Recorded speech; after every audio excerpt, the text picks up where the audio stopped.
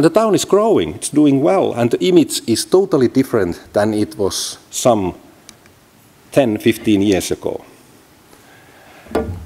What happened? How it was possible? How the mentality and thinking changed? And what was the role of regional development officers? The first thing is strategic awareness. Who are we? What is our role? What is our identity? Can we change it? And as I said, for 2, 3, perhaps even 4 years, they were talking a lot.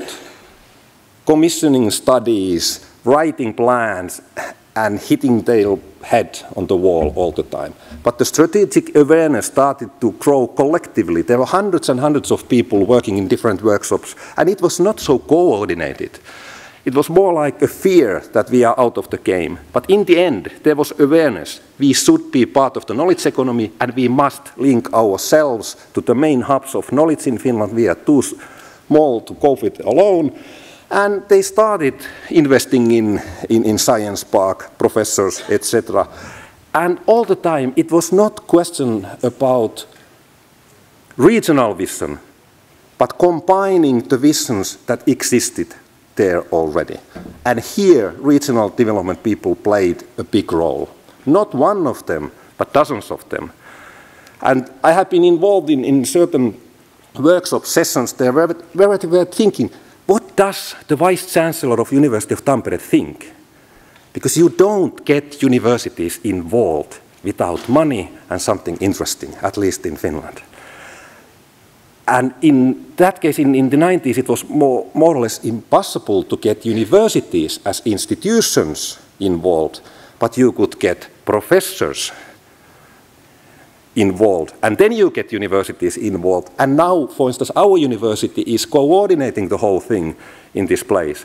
It was impossible in the late 90s, but they were able to get the ball rolling and identify many kind of goals, visions, and link them. It was like linking dreams, not about saying that region needs you, but rather going to the university or companies or whatever place and saying, what do you want? We can help you.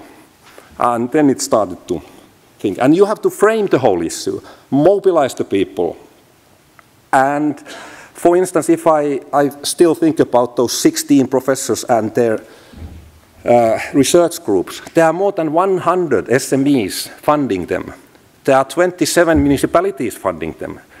There is the technical business college funding them, professors in universities. Can you imagine college is funding professors working at universities? That's unheard of usually. There are 6 universities funding, so it's a huge, strangely complex, constantly evolving network that nobody knows where it is going. But it has produced results, and now people believe in it, but there is a special group of people coordinating it all, hunting money, keeping the professors there, keeping the SMEs interested in, and one of the most important points here is funding follows. Quite often we think that we need to have a pot of money, then we plan, then we implement. In this case, it usually never works that way.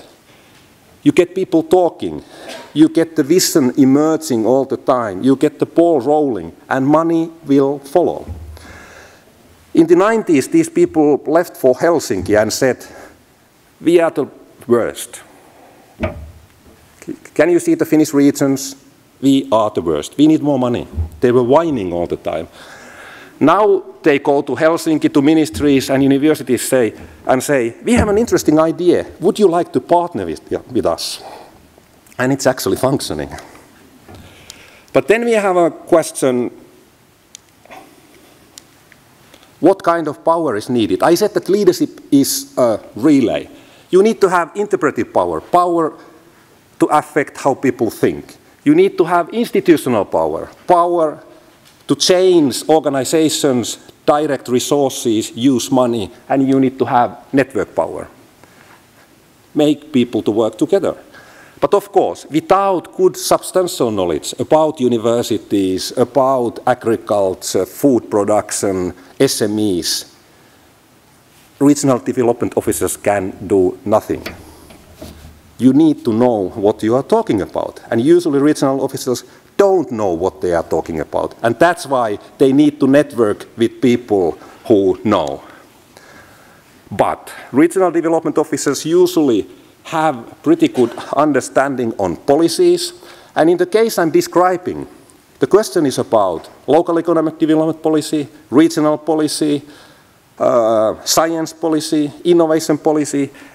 And regional development officers are the people who know how to connect different sources of funding. Ministries won't do it. They are horrible in that, at least in Finland.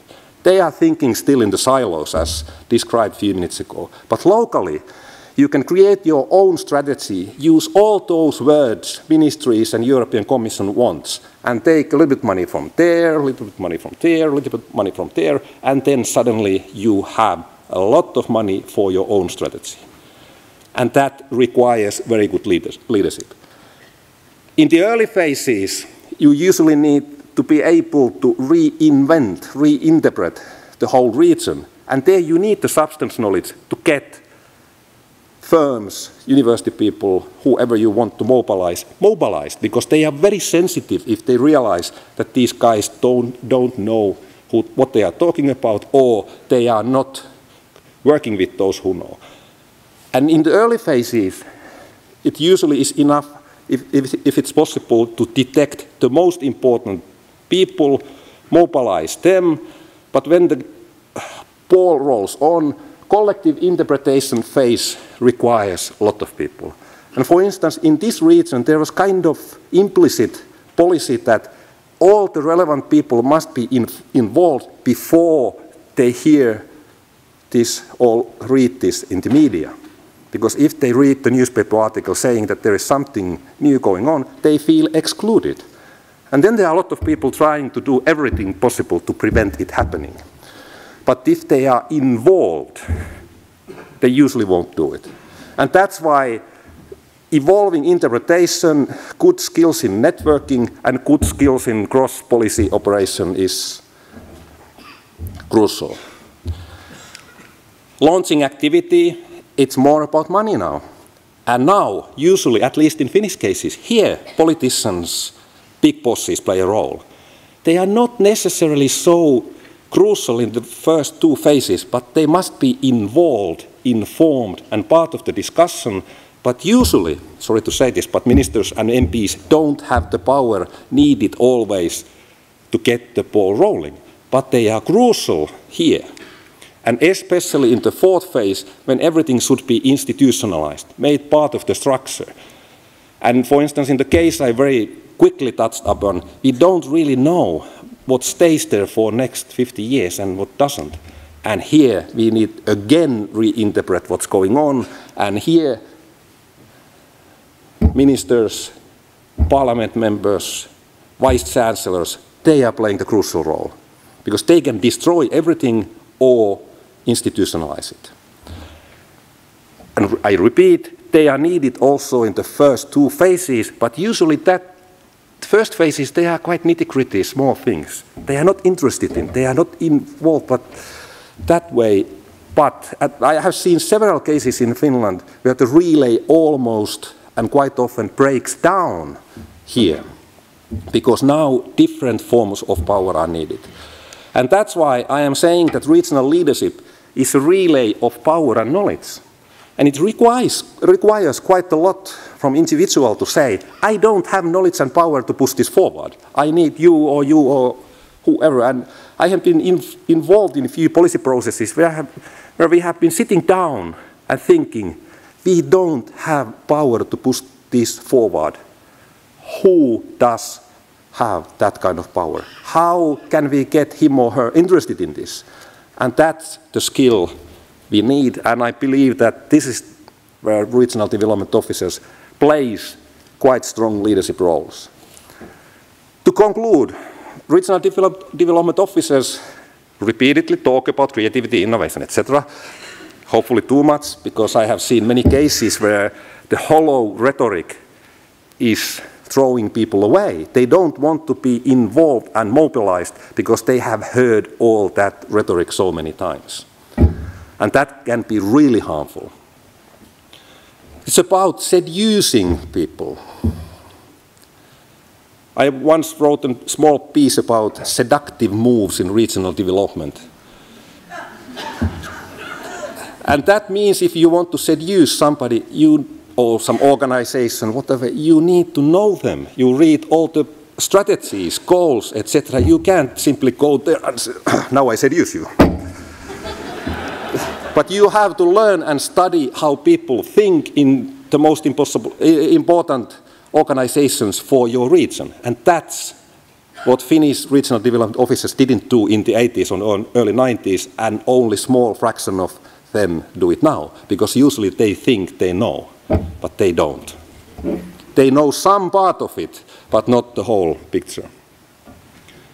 So the question is about multiplying the opportunities, and money will follow if the leadership relay does not break down. And at least for me, regional leadership is a process in time, multi-actor process. It's not about heroic leadership. Some places, sometimes, perhaps, but that's rare exception, not the rule. It is a relay of power and knowledge in time. Different skills, competencies, knowledge and power is needed. And if you can beforehand anticipate what is needed, what kind of power, knowledge, etc., then it's not so individual, personal anymore. You are looking for power holders, interpretive power, and that's quite often academics, believe it or not. I've seen many cases where university people are helping regions to reinterpret themselves. Then they fade away, but let them go. They don't have institutional power or network power usually. And this kind of leadership, it makes a difference. We have the same kind of structures all over Finland, but some regions, some cities simply can capitalize on what they have. Some whine for more money. And they have, in Eastern Finland, they have a lot of money from European Union. They don't know how to use it, how to put it all together. This was my story about regional leadership, and thank you very much for this opportunity to learn. I have learned so much. Learn on what's going on in Australia. This is not the place where we usually come to study regional development, but I'm really happy to be here. Thank you.